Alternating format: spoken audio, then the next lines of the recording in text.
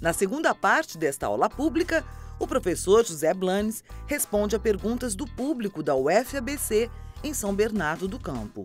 Eu queria entender se, na sua opinião, a discriminação surgiu simplesmente como um problema de falta de alteridade, de não conseguir reconhecer essa diversidade que você falou, ou se ela é utilizada como estratégia de dominação mesmo sobre um povo como outro, ou de proteção. Quando o Estado-nação se organiza, fica claro que já não é uma questão meramente, digamos assim, de constatação da minoria, de alteridade, é um problema de alteridade, é um problema mesmo, muitas vezes, não é? Esse desrespeito à minoria sistemático é uma estratégia que o Estado-nação acaba adotando para poder reforçar a sua personalidade ou as suas atribuições, né? Vou te dar um exemplo claro e interessante que você vai gostar. Quando eu cheguei aqui no Brasil, agora já sou brasileiro naturalizado, mas quando eu cheguei aqui no Brasil, muitas coisas me chamaram a atenção, principalmente o Código Civil. Estou falando da década de 70, faz tempo já, final dos anos 70. No Código Civil se falava assim que as pessoas têm capacidade a partir dos 21 anos, não é? Tem capacidade completa, capacidade plena. E depois nós temos os relativamente incapazes, não é? Que são aquelas pessoas que, principalmente por motivos de idade, não atingem a sua capacidade jurídica plena. E na listagem que se fazia, aparecia nos silvícolas. Os silvícolas. O nome já me chamou a atenção. Os silvícolas, as pessoas que vivem na selva. Os silvícolas eram os indígenas. Os indígenas, pelo Código Civil brasileiro, até há bem pouco tempo, eram considerados sistematicamente relativamente incapazes. Eram pessoas incapazes. Quer dizer, isso os colocava numa situação, evidentemente, de inferioridade do ponto de vista legal, desde já, não é? Então, é evidente que existe esse trato discriminatório às minorias como estratégia de muitos Estados-nação.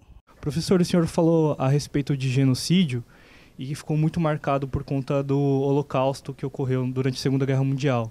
Um caso que me chamou muita atenção, que já faz mais de 20 anos, foi o caso de Ruanda, em que, do ponto de vista da ONU, houve muita dificuldade de pronunciar oficialmente que estava ocorrendo um genocídio em Ruanda. A palavra se tornou uma espécie de tabu, algo de conotação muito forte.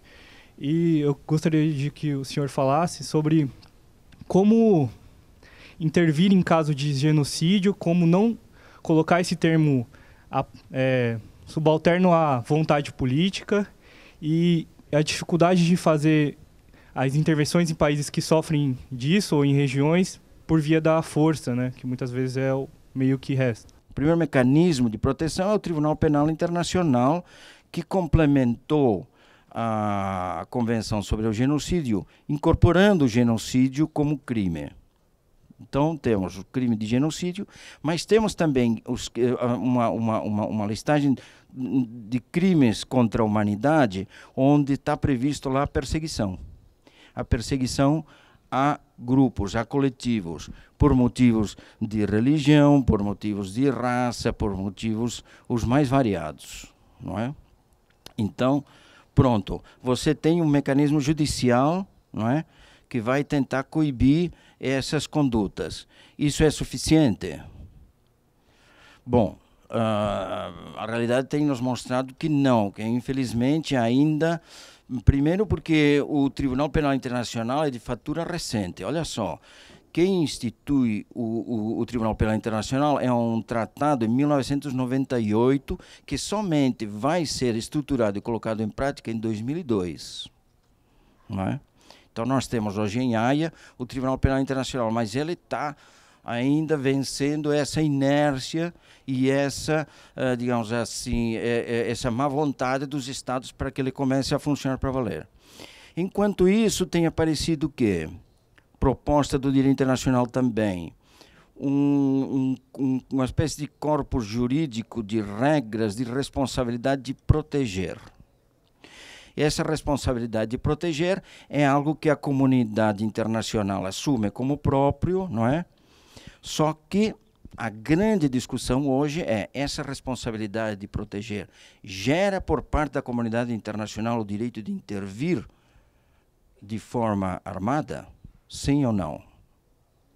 Esse é um dos grandes desafios que tem hoje o direito internacional, não é? Se for necessário intervir de forma armada, terá que ser de uma forma estruturada, tentando respeitar ao máximo, não é, os direitos humanos.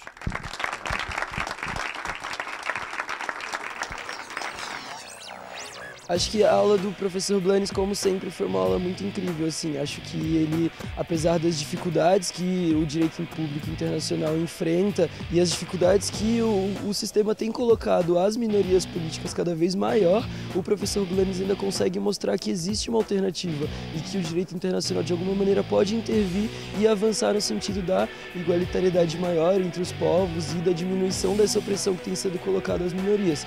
E acho que a gente sai com um pouco de esperança ainda da aula do professor Blanes.